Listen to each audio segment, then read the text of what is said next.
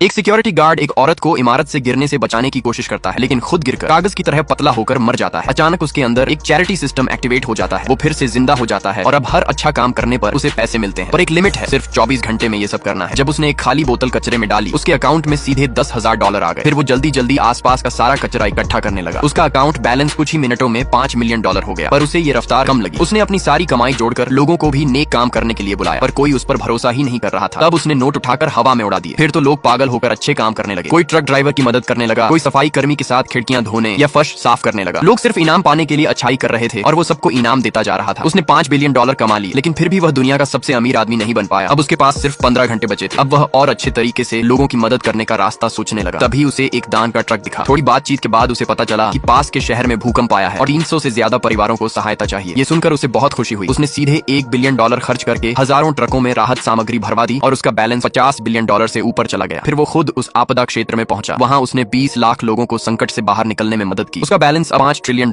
हो गया। तब उसने वो सारा पैसा निकालकर उन 20 लाख पीड़ितों में से हर किसी के लिए एक एक विला बनवाने का फैसला किया। उसकी इस दरियादिली को देखकर खूबसूरत चैरिटी मैनेजर बेहोश ही हो गई। पार्ट 2 देखने के लिए चैनल को सब्सक्राइब करके कमेंट में पार्ट 2 लिखो।